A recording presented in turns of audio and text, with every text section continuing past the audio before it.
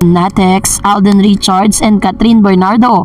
Abay, sunod-sunod ang mga lumabas na resibo patungkol sa estado ng kanilang relasyon. Ang lahat ng yan. But before that, if you haven't subscribed yet to my YouTube channel, please don't forget to like, share, and subscribe at hit mo na rin ang notification bell for more showbiz updates.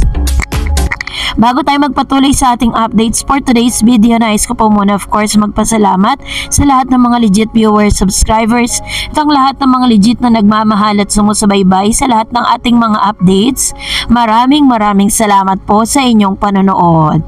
And for today's video, pag-usapan natin ito dahil sa katatapos lang na episode ng Showbiz Now na kung saan ay nagsalita na po si Manay Christopher Min patungkol sa tunay na estado ng relasyon ni Alden Richards and Catherine Bernardo.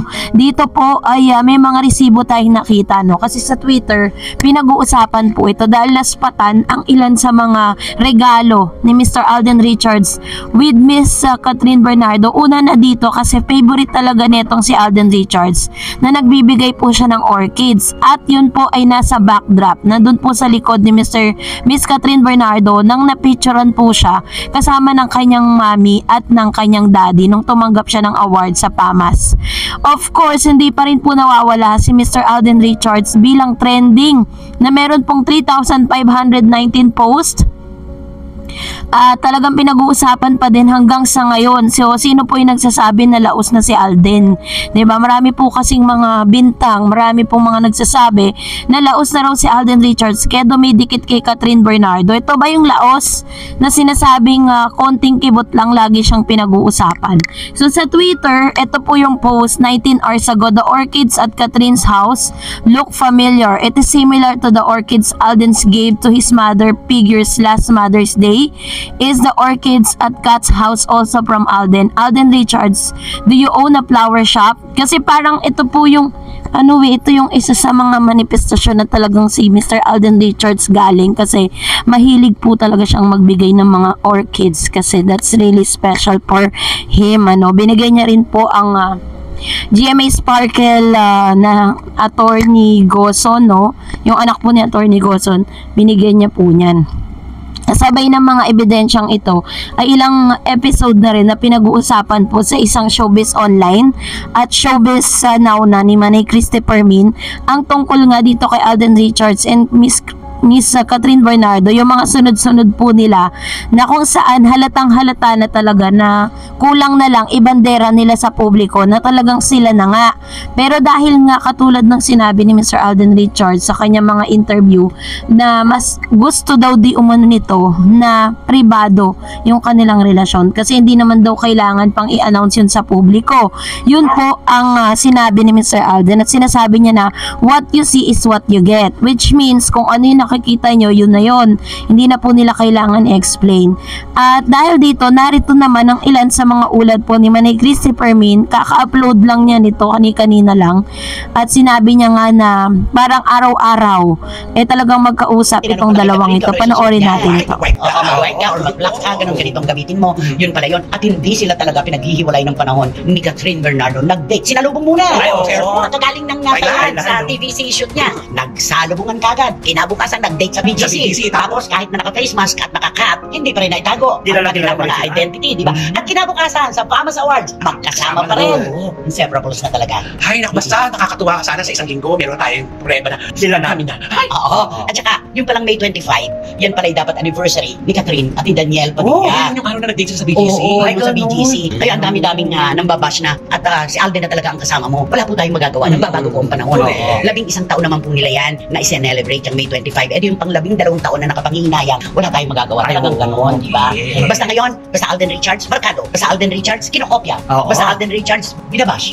No? Basta Alden Richards, pinag-uusapan. Mismo.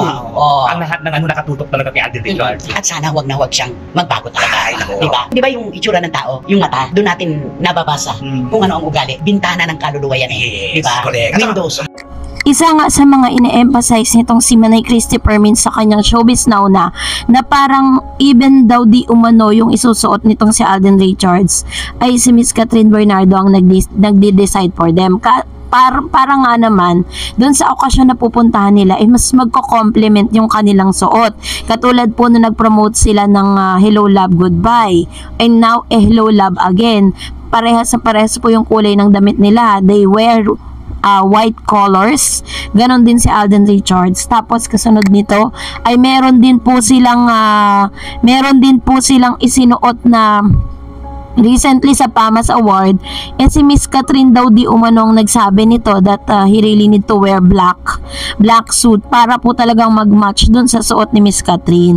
So pinapakita lang talaga nila rito na talagang kulang na lang aminin nila sa publiko na talagang sila na nga at syempre si Mami Min po ay nananatili pa rin naman siyang tahimik with regards to this kasi maaaring ito ang isa sa mga desisyon ng kanyang anak na si Miss Catherine Bernardo at Alden Richards. No? So, totoo nga yung sinasabi ng ilan na yung kanilang relationship off-cam ay hindi pang promo lang.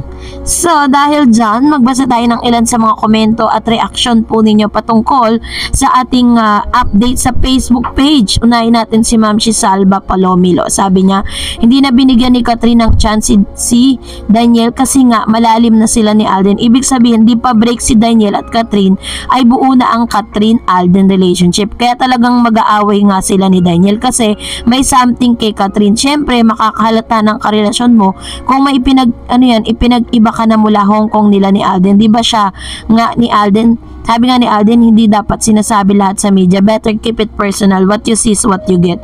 Hoy, grabe to Grabe tong komento na to. Parang pinapasa po nila yung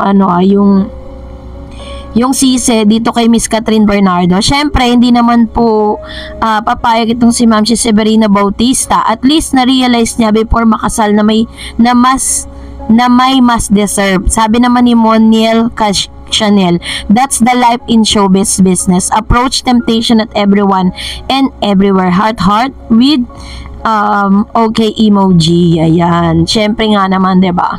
So, hindi naman kasi natin alam what's the, yung punot dulo ng paghiwalay talaga nila Kasi yung mga speculation ng publiko, yun ang pinaka lang doon, never po silang nagpaliwanag or never po nilang siniraan ng bawat isa. Basta sinabi lang nila that they end up pero hindi nila sinabi ang tunay na dahilan. Kaya ngayon, syempre, hindi rin masisisi ang publiko na mag-speculate ng ilang mga rason. Sabi naman po ng isa pa, ni Miss Federita Evangelista, kung pwede Katniel fans, wag panoorin pelikula nila, mga sinungaling ka na, wawa na si DJ, biglang iniwan kesyo cheater. Sinong cheater? Siya pala, lumabas na ang katotohanan, siya pala. Naku po, ito pa isa si Ma'am Federita, no?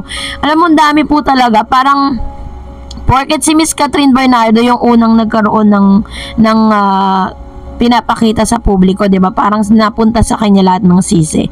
But anyways, that's your opinion. Wala man tayong magagawa. And that's it for today. For more videos and updates, please don't forget to like and subscribe. And please don't forget to follow my Facebook page, Dar Eds TV. God bless everyone.